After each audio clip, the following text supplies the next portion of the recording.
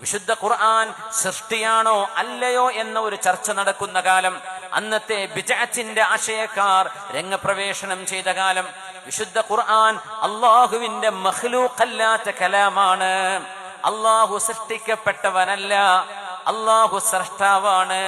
ലം യലിദ് വലം യൂലദ്, അല്ലാഹുവിന് ജന്മം കൊടുത്ത ഉമ്മയോ ഉപ്പയോ ഇല്ല. അല്ലാഹു ഒരു മക്കൾക്കും അല്ലാഹു ജന്മം കൊടുത്തിട്ടുമില്ല. അല്ലാഹു സൃഷ്ടിച്ചതാണ്. ലം യലിദ് വലം യൂലദ് വലം യകുൽ ലഹു കുഫുവൻ അഹദ്. അല്ലാഹു സ്വമദാണ്, സ്വയം പര്യാപ്തനാണ്, എല്ലാവരും അവനെ ആശ്രയിക്കുന്നവനാണ്.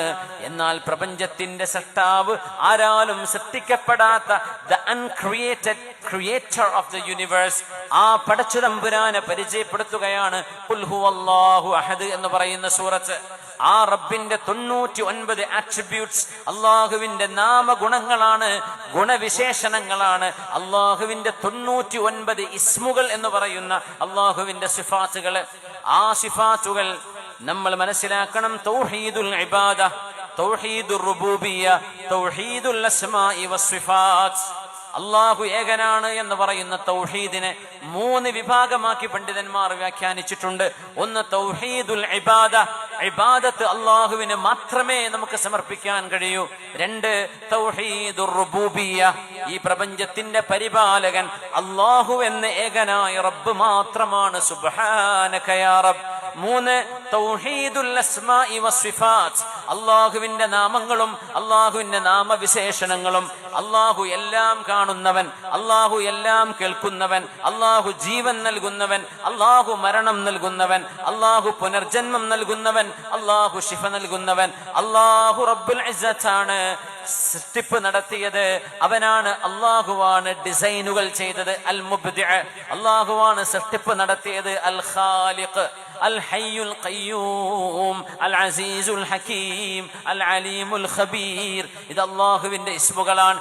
ഈ നാമങ്ങൾ അള്ളാഹുവിന് മാത്രമേ, ആ നാമങ്ങളുടെ ശരിയായ അർത്ഥമെന്തോ ആ അർത്ഥങ്ങൾ അള്ളാഹുവിന് മാത്രമേ പാടുള്ളൂ എന്ന് വിശ്വസിക്കുമ്പോഴാണ് നമ്മൾ മുവഹിദുകളാകുന്നത്, മുഅ്മിനുകളാകുന്നത്.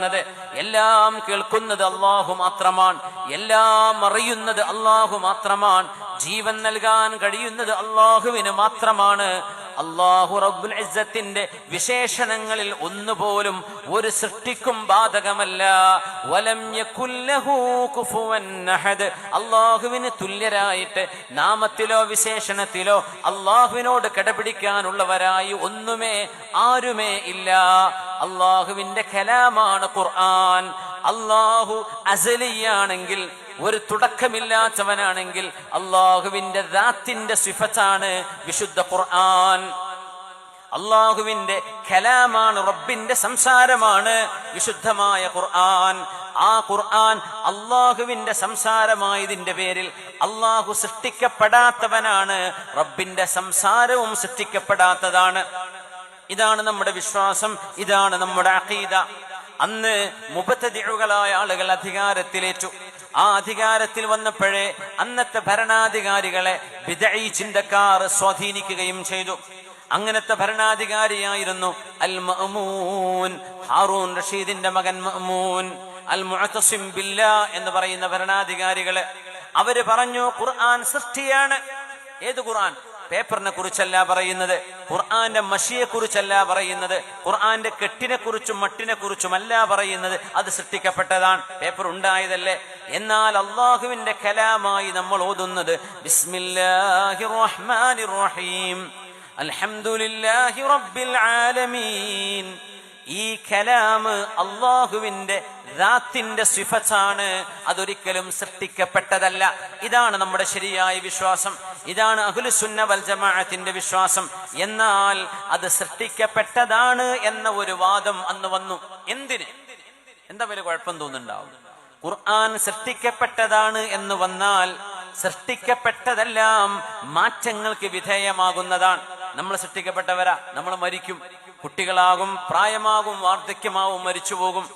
ചേഞ്ച് വരും. സൃഷ്ടിക്കപ്പെട്ടത് തജദ്ദുദ് ഹുദൂസ് സംഭവിക്കും. സൃഷ്ടിക്കപ്പെട്ടതിന് മാറ്റങ്ങൾ വരും. കലാം, അള്ളാഹുവിന്റെ കലാം സൃഷ്ടിക്കപ്പെട്ടതാണ് എന്ന് വന്നാൽ ആ കലാം തിരുത്തണം എന്ന വാദം അതിന്റെ കൂടെ വരും. ഖുർആനിൽ തിരുത്തലുകൾ വേണമെന്ന് അതിനെ തുടർന്ന് ആരോപണങ്ങൾ വരും, അവകാശവാദങ്ങൾ വരും. അത് വരാതിരിക്കാനാണ് മഹാന്മാർ ഖുർആൻ സൃഷ്ടിക്കപ്പെട്ടതല്ല എന്ന് വാദിക്കാൻ കാരണം. ആ വിഷയത്തിൽ ഇടപെട്ട ഒരു സംഭവമാണ് അഹ്മദ് ഇബ്നു നസ്റുൽ ഖുസാഇ തങ്ങളുടേത്.